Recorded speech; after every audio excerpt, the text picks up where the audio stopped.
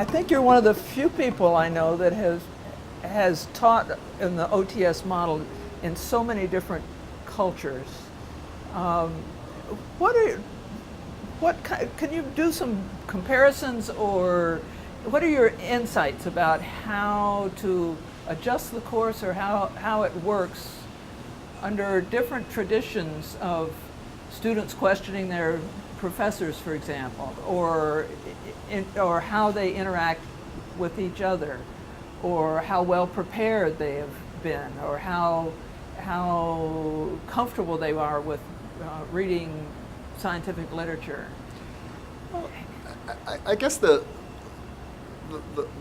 anecdote that I can relate that probably best exemplifies the kind of issues that you deal with is teaching in Borneo, in Malaysian Borneo, where you have a very mixed ethnicity of more indigenous, everybody's indigenous, I suppose, but Yeah.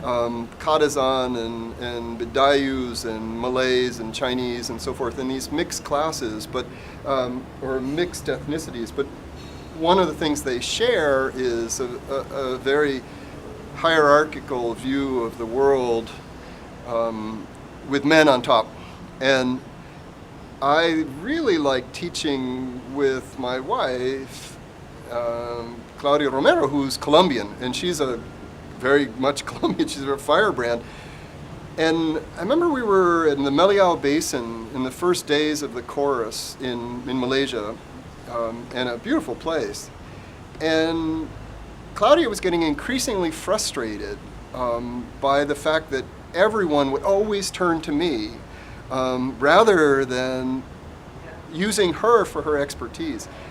And so we always argue. We never agree on almost anything, at least in public. And that is what broke the ice there. When I would make some pronouncement and she would just contradict me. And it was like, that was okay, that she could contradict me. And then we'd be snappy back and forth to each other. Oh, that's a ridiculous, oh, no. And then more than half the time, probably, she's right. And then, okay, I'll concede. Not with grace, but I'll concede. And then the students come to realize that on issues that are very quantitative, she's a much better mathematician than I am. On issues of economics, she was really the go-to person. And there were women on the course, but they were doing the same thing. They were disregarding her and turning to me because I was older and male and larger. I don't know if that size matters, but and then after that, it got much more equal, and it was really good for the female participants because they could see this very strong woman was challenging an older male, and it was okay. And so culturally, that was very challenging. But and to contrast that, what you often have to do is bait people and try to evoke a response.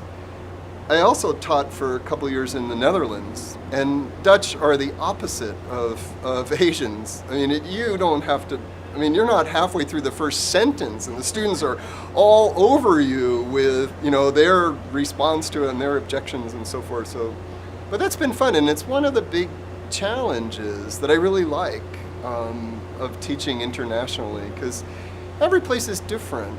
And what helps me, and now increasingly as I get older, and the students are increasingly reluctant to question my judgment, is that I'm going to new places where I know very little. And that becomes apparent very quickly. And they know a lot about their place. What I know a lot about is hypothesis formulation and experimental design and writing and those things.